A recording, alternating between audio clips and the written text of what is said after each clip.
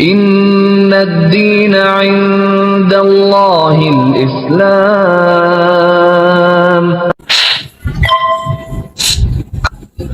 Orang Islam sudah haji 5 kali, ya, dia tuh stres, lumpuh. Kok saya nggak menarik Bapak ke agama saya. Saya hanya membantu Bapak untuk bisa pulih kembali, asalkan percaya dengan mulut dan hati. Percaya mulut sampai ke hati, jangan cuma hanya percaya kepada Tuhan Yesus, bahwa Dia itu sanggup untuk menyembuhkan. Jadi Ibu, ayo, haleluya, haleluya, loncat-loncat dia, akhirnya dia bisa loncat juga, bisa loncat. Besok lagi kita temui, gimana Pak, sudah bisa jalan, bisa jalan. Terus akhirnya dia masuk sendiri ke Kristen. Masuk sendiri ke Kristen, bukan saya yang narik. Itu aku kok nangis gitu loh. Nggak tahu artinya, aku itu. Gak ngerti artinya apa itu, syahadat itu. Nah, terus kok aku nangis gitu loh. Bismillahirrahmanirrahim. Dengan Bu Roro Syarah Hermin Rahmawati. Ya. Apa kabar Bu Syarah? Alhamdulillah. Alhamdulillah. Okay. Hari ini kita akan mendengarkan kisah Bu Syarah. Demikian biasa beliau dipanggil. Perjalanannya menemukan Islam. Ya, mudah-mudahan dapat dipetik manfaatnya oleh kita semua. Ya. Bu, kabarnya dulu Muslim. Ya. Iya, Bu. Lah, ceritanya gimana, Bu? Kemudian bisa pindah ke Kristen. Itu ceritanya, saya dulu memang Islam ya, Islam tapi Islam KTP. Islam KTP, jadi nggak tahu alif ba ta, itu nggak tahu. Nah, terus udah gitu, udah gede-gede menginjak remaja, saya itu cari kerja. Dapat kerjaan di asuransi Jiwasraya. Nah, di situ saya ketemu sama ini bapaknya anak-anak. Tapi dia orang Madura tapi agamanya Kristen gitu loh. Nah, terus udah gitu, sudah lama ini pacaran sama dia. Akhirnya dia mau minta ke saya, minta ke bapak saya supaya dia mau nikahin saya. Tapi sebelumnya saya ngomong dulu ke bapak saya, Pi, anu gini. Tapi dia agama Kristen gitu katanya. Enggak sama. Nanti kalau kamu meninggal atau papi meninggal, kita nggak bisa ketemu. Nah, terus gitu. Enggak, Pi, pokoknya aku harus sama itu Fayakun. Kalau enggak sama Fayakun, namanya Fayakun. Fayakun iman. Kalau enggak sama Fayakun, saya mau mati konyol, Pi. Sebelum Hermin mati konyol, papi lebih dulu mau mati konyol, Min. Itu katanya. Cinta mati betul. Cinta mati. Terus akhirnya terjadi perkawinan itu, pernikahan itu. Cuma nggak dirayain, ya, nggak dirayain. Direstui nggak, Bu? Direstui. Akhirnya setuju papi? Direstui, tapi ibu saya nggak merestui. Sampai kapanpun ibu saya nggak merestui. Tapi bapak saya, ya wis, ini yang menjalankan kamu. Jadi kamu yang tahu. Nanti ada apa-apa, resiko ditanggung penumpang, katanya gitu. Oke. Terus udah gitu, sok nikah Islam tapi. Menikah secara Islam. Tapi di masjid. Calon suami pindah dulu ke Islam atau tetap? Waktu itu dia pindah dulu ke Islam. Pindah ke Islam. Supaya dapat nikah sama saya. Terus tapi akhirnya setelah menikah, suami saya kan dipindah ke Bojonegoro, ya toh, dipindah ke Bojonegoro. Nah, di situ terus dia menyuruh saya ke gereja katanya. No, kan Islam. Iya Islam, tapi kan aku Kristen katanya gitu. Nah, seorang istri harus mengikuti suami. Ya udah, saya ke gereja gitu aja, nggak bawa apa-apa, orang nggak tahu. Dia nggak mau ke gereja. Loh, dia nggak mau gereja, tapi nggak menyuruh ke gereja. Bu Sarah ke gereja. Saya ke gereja. Terus sudah gitu, akhirnya, yaitu saya pindah ke gereja itu, pindah ke Kristen. Akhirnya di ini apa, baptis toh di situ. Belum baptis. Cuma baptis tapi baptis percik dia, bukan baptis selam. Nah, setelah itu Kristen semua nggak ada yang tahu. Protestan atau Katolik? Protestan. Okay. Protestan kan percik. Okay. Terus udah gitu semua nggak ada yang tahu kalau saya Kristen. Keluarga nggak tahu? Nggak tahu. Terus udah gitu setelah saya punya anak 2 ya, berjalan sekian tahun, saya punya anak 2. Itu terus ini suami saya ini kan terus sakit-sakit toh, terus sakit-sakit. Akhirnya saya bilang, Mbak ya ke gereja sana minta doa. Aku masih belum pantas untuk menghadap Tuhan katanya gitu. Soalnya perbuatanku itu kotor sekali katanya. Nah, kamu kalau bilang nggak pantas nanti bisa nggak dipanteskan nanti. Akhirnya dia ndak terus apa meninggal toh, sakit. Singkat cerita dia sakit, akhirnya meninggal. Nah meninggal itu saya panggil pendeta. Nah itu baru tahu di situ keluarga saya kalau saya Kristen. Baru tahu. Saya panggil pendeta, tapi ternyata pendeta itu ada penglihatan gitu loh. Dia itu bawaannya tuh banyak. Nah saya sama dia itu separuhnya, bedanya itu separuh. Beda apanya nih? Beda usia. Dengan suami saya. Dia lebih tua dari saya. Waktu itu saya 21, dia 41. Terus udah gitu dia ada bawa banyak, Bu. Dia ada ini, Bu. Ada apa aja di rumah. Saya lihat di atas rumah itu kok ada itu apa? Ada samurai katanya gitu. Oh iya Pak, betul. Ditaruh di atas ini, di atas plafon itu. Terus itu nggak taunya itu ada isi-isiannya itu semua itu ada isi-isiannya. Jimat-jimat. Terus sabunnya dia itu di sini. Tapi dia sudah meninggal, nggak perlu diceritain ya, kasihan. Nah, terus singkat cerita, setelah berapa bulan ya, itu aku ketemu sama seseorang, yaitu yang menikah dengan saya, yang bapaknya ini, yang nomor 3, suami saya yang kedua. Jadi menikah lagi dengan istri kedua? Menikah lagi, itu usianya juga sama, jauh beda. Nah, udah gitu, soalnya apa? Sebetulnya saya kan nggak mau nikah, ya toh, nggak mau nikah lagi. Semua bilang usiamu itu masih muda, nanti jadi fitnah. Itu punya anak 2 nggak ada bapak gitu.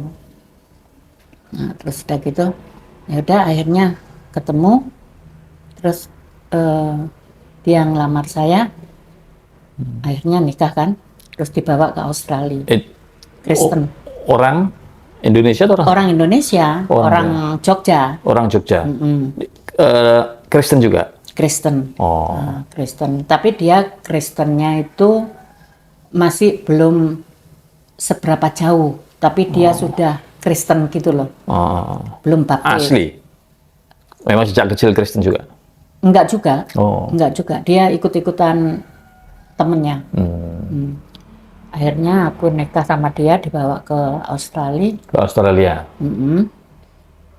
Di Sydney waktu itu. Nah, itu tahun 86. 85. 85. 85.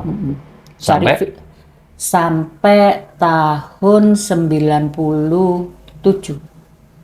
lama Bu ya. 10, lebih dari 10 tahun ya? Lebih, 13 tahun lebih, Di Sydney. 14. Nah, terus sudah gitu pada waktu itu saya baptis di Sydney. Nah, pendetanya ngasih nama saya Sarah. Gitu. Oh, jadi Sarah itu nama baptis? Iya, Sarah itu nama baptis. Dicelupno di itu. Saya kan takut nggak bisa berenang sih. Nggak bisa berenang. Loh, nanti kalau tenggelam aku gimana? Siapa yang nolongin? Udah, di sini ada orang 3, katanya gitu. Terus sudah gitu, jalan terus jalan. Aku mau jatuh. Enggak, jangan takut gitu.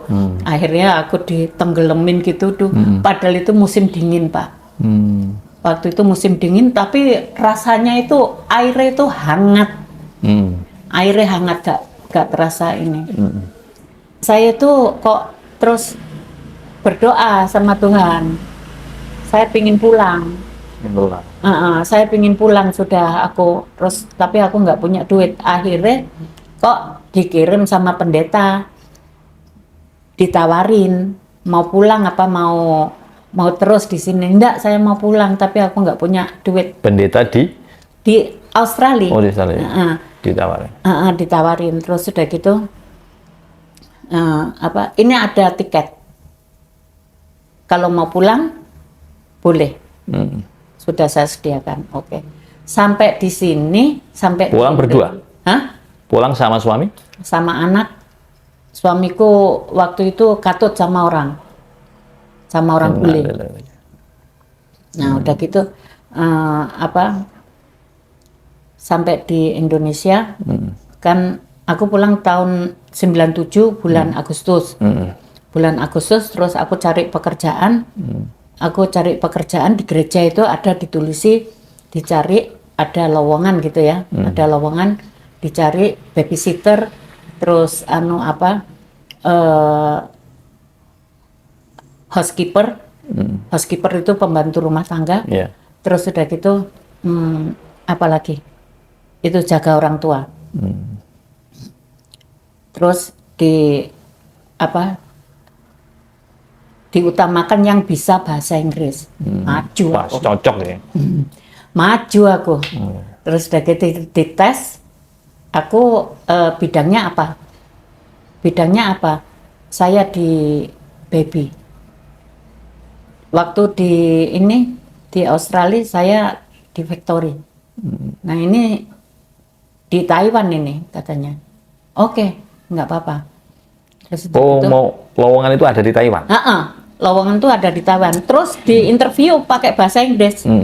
Pakai bahasa Inggris terus akhirnya lolos saya.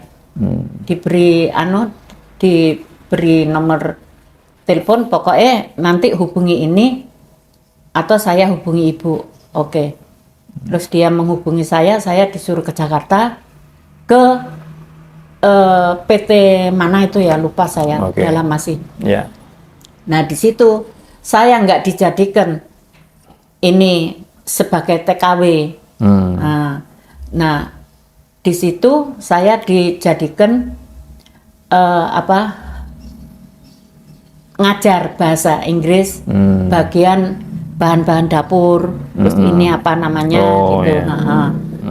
Terus kalau ada tamu dari ini departemen ketenaga kerjaan, nah ini saya yang menghandle gitu. Nah terus udah gitu, udah. Tapi nggak mau aku nanti nggak diberangkatin, tak berangkatin.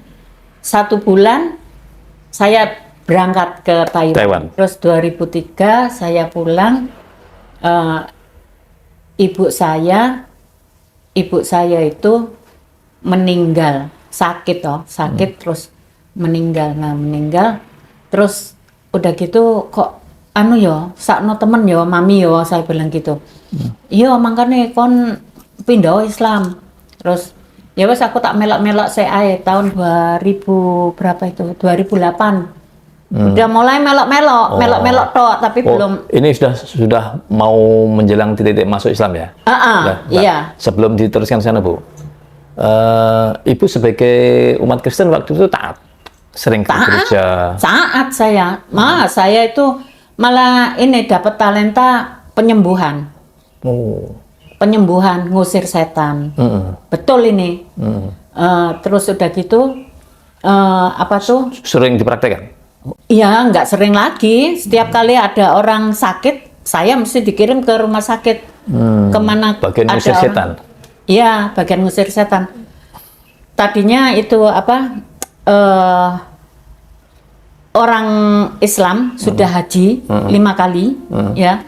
Dia tuh stres, lumpuh, duduk di kursi roda. Saya lihat rumahnya, udah tak periksa-periksa gitu, udah lihat terus. Oh ini ada sesuatu ini, kamar ini mesti dibuka, nggak boleh dibuka katanya. Ya karena ini ada sesuatu, ada yang jaga gitu loh.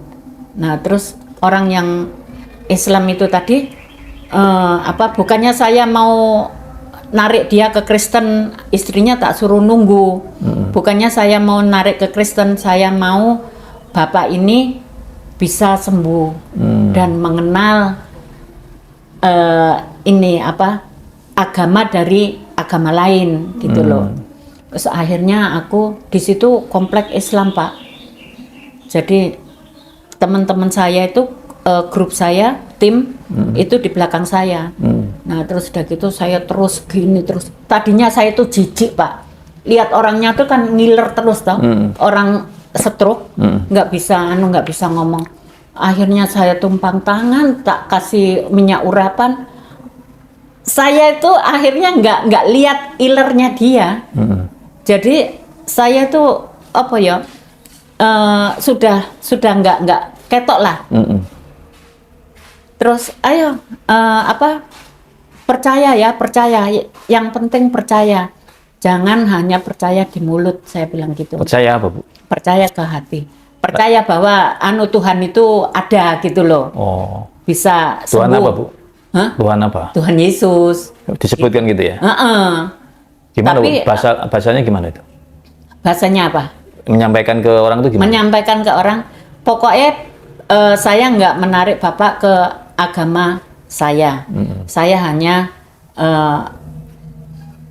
membantu Bapak untuk bisa pulih kembali, asalkan percaya dengan mulut dan hati. Percaya mulut sampai ke hati, jangan cuma hanya percaya kepada Tuhan Yesus. Bahwa dia itu sanggup untuk menyembuhkan. Jadi Ibu bilang begitu ya? Saya bilang begitu, bahwa Tuhan Yesus itu sanggup untuk menyembuhkan. Bahkan Tuhan Yesus itu bisa membangkitkan orang yang sudah mati. Saya bilang gitu. Percaya ya Pak, saya nggak narik Bapak. Asalkan Bapak bisa sembuh, aku bilang gitu. Ya terus udah gitu, yuk, ayo, haleluya, loncat ya akhirnya dia bisa loncat juga, bisa loncat, bisa itu udah. Cuma ngomongnya masih belum jelas, terus haleluya.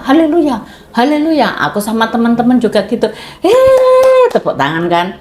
Dan akhirnya besok lagi tak temui, gimana Pak, sudah bisa jalan. Bisa jalan. Terus akhirnya dia masuk sendiri ke Kristen. Masuk sendiri ke Kristen, bukan saya yang narik. Dia sendiri. Dia ada mau, dia telepon ke saya, minta diantar ke gereja. Ke gereja mana? Saya ke Tiberias. Saya antar ke Tiberias. Ini adalah bapak yang stroke udah berapa tahun itu kan, sembuh. Soalnya pabrik dia yang punya punya toko kobong. Stres itu ya? Stres. Kalau darah tensi naik. Ya, selain itu Bu, pengobatan yang lain lagi? Pengobatan yang lain nggak ada ya, cuma itu sama ngusir setan. Tapi saya harus bongkar dari bawah dia, asal mulanya sakit itu dia kenapa. Enggak, maksudnya selain kepada Pak Haji tadi, Ibu juga pernah mengobati yang lain-lain? Iya, ke rumah sakit, cari orang yang sakit. Ada yang nggak mau, ya udah nggak apa-apa, kita nggak maksa. Terus ada kebetulan ada yang Kristen, dia mau. Selain punya talenta pengobatan, Bu Sarah aktif di gereja setiap minggu, setiap hari? Iya, setiap minggu itu pasti. Terus kalau ada ibadah hari Kamis, doa puasa, pasti datang. Doa malam datang. Pokoknya saya itu nggak pernah di rumah. Jadi hari-hari itu ada di gereja. Oh, aktif terus di gereja. Iya. Nah, kan saya sudah tercatat di dalam gereja situ. Di dalam gereja itu sebagai pelayan, gitu loh. Sebagai pelayan gereja. Iya. Itu di mana? Di Surabaya. Oh, di Surabaya. Surabaya. Di Rayang-Gubeng dulu tempatnya. Sudah tercatat sebagai pelayan gereja ya. Berarti Iya. kalau setiap ada kegiatan gereja, iya, setiap ada pelepasan gitu, saya juga sering bantu-bantu gitu loh. Pelepasan itu seperti kalau di Islam itu ruqyah. Ruqyah, tapi ini dia tingkahku gak karuan gitu loh. Kalau di ruqyah ini kan enggak. Ya, berapa tahun Bu jadi pelayanan gereja? Lama ya, aku lepas dari gereja itu tahun 2000-an itu sudah 2003 itu sudah mulai enggak ini. Pokoknya sudah mengenal Islam, perkenalan sama Islam itu sudah lepas. Ada 10 tahun? Lepas. Enggak, pelayanan. Iya. Lebih Pak. Saya dari Kristen itu mulai dari tahun menikah ya? Menikah 79 sampai tahun 2008. Istilahnya Bu, pelayan gereja gitu ya? Hah? Istilahnya apa? Tercatat sebagai belum ke sana. Anak-anak gimana Bu? Anak-anak saya yang ini sudah mualaf. Oh. Di mualaf no ambek. Oh, beliau ada di ibuku nggak ada ke kerja kantor. Jadi Bu Sarah punya putra 3. Semuanya itu tadinya itu semua itu Kristen. Ikut orang tua ya. Terus saya ke Australia. Ini yang 2 tak titip no ibu saya yang bontot. Nah ini saya titipkan, kok dua-duanya ini masuk Islam. Saya enggak tahu. Oh, enggak tahu. Ibu saya enggak ngasih tahu saya, enggak ada yang ngasih tahu saya, takut kalau saya marah ya toh. Oke. Awalnya enggak tahu ya orang tua kalau Bu Sarah masuk Kristen. Setelah tahu gimana Bu reaksinya? Setelah tahu ya diam aja. Oh, gitu. Enggak marah. Enggak marah. Sing penting anakku wes Islam gitu loh. Perjalanan cerita tentang kapan mulai menemukan Islam dan kemudian sampai kemudian berikrar. Nah, sekarang kembali ke tadi Bu. Tadi sampai pengenalan Islam. Sudah sampai dengar adzan tadi ya. Oke, lanjut sini Bu. Itu setelah itu ada lagu-lagu toh, nyanyi-nyanyi. Nah, terus itu aku seneng gitu loh. Jadi aku ikut-ikutan. Puji-pujian itu ya? Salatullah salamullah ala toha rasulillah. Karena pernah jadi singer Bu ya? Ketemu di situ. Senang aku itu lagu itu paling aku sukai. Selawatan. Terus udah gitu Sallallahu ala Muhammad yang itu Jibril ya. Nah, Salawat Jibril. Terus itu aku seneng banget. Terus akhirnya tiap hari aku dengerin itu. Akhirnya aku pulang terus ditawarin sama anak saya, kok tiba-tiba gitu ditawarin nggak pengen ikrar balik lagi. Ikrar tuh apa? Balik lagi ke Islam. Itu tahun 2019. Waktu itu saya setelah keluar dari situ saya kerja di depot toh. Nah, kerja di depot karena ada corona ya. COVID. COVID. Nah, itu aku pulang nggak boleh. Aku pulang nggak boleh di sini aja. Nggak, aku mau pulang nanti kalau aku di sini aja tambah nggak bisa pulang. Aku bilang gitu sama bosnya. Terus udah gitu, Bu Sarah kalau mau pulang nanti nggak bisa balik sini lagi. Oh iya nggak apa-apa. Aku bilang gitu. Aku mau pulang. Kok aku ngotot yang mau pulang ya. Terus akhirnya anak saya ini bilang nggak ikrar lah, nggak pengen balik lagi lah ke Islam. Ya gimana caranya? Terus dia cari, ya kalau mau ya tak daftarin itu. Terus saya cari ustadznya, dia nggak bilang itunya gimana gitu ya, mesti dia. Sebentar. Kenapa yang putra ibu kok tiba-tiba punya pikiran menawari ibu itu ikrar itu? Ada cerita nggak? Nggak ada, cuma dia pingin aja aku ikrar gitu. Ya, apa karena yang dia kan mendasari? sudah Islam yang nomor 1. Pernah nggak dia cerita mengapa dia ngajak Bu Sarah? Enggak. Jadi Oke. dia nawarin gitu aja.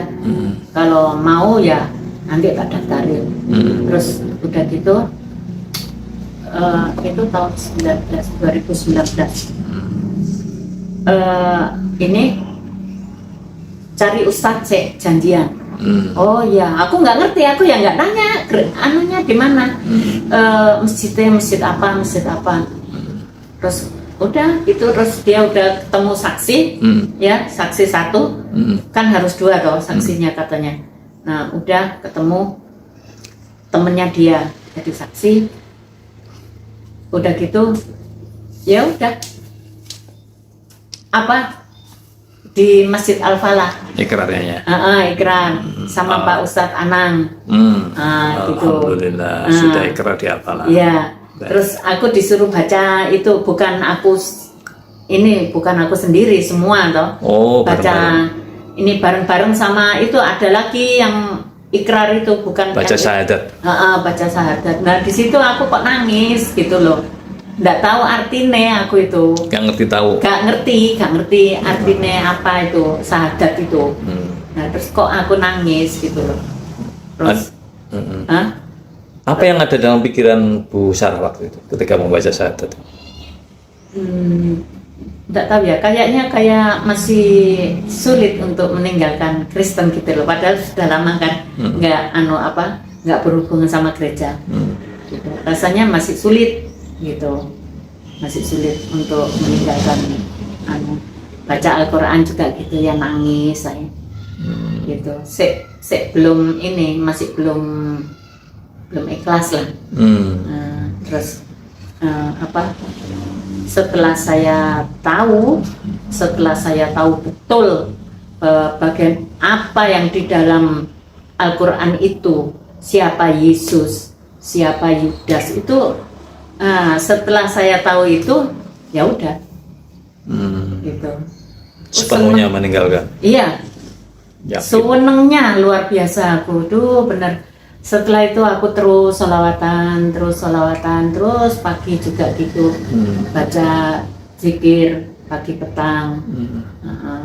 Nah itu aku terus, walaupun aku nggak ke Al-Falah, tapi aku terus masih baca Al-Quran.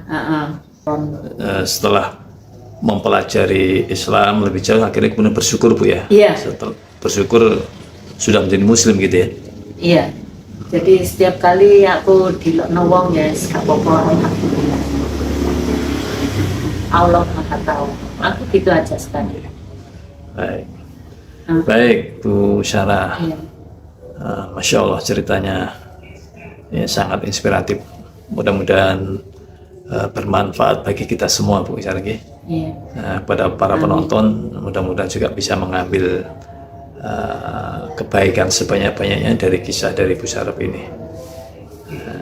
Saya kira gitu Bu Sarah. Iya. Ya, kurang lebihnya mohon maaf dari saya. Semoga bermanfaat. Amin. Bagi semua yang mu'alaf. Janganlah selalu mengeraskan hatimu. Kalahkan semua dengan istighfar. Itu mengalahkan segala-galanya. Gitu. Menangislah pada Allah, jangan menangis pada manusia. Mengadulah kepada Allah di waktu kamu sholat. Jangan mengadu sama manusia, karena manusia itu ada batasnya, Allah tiada batas. Selalu menerima keluhan-keluhan kita. Amin.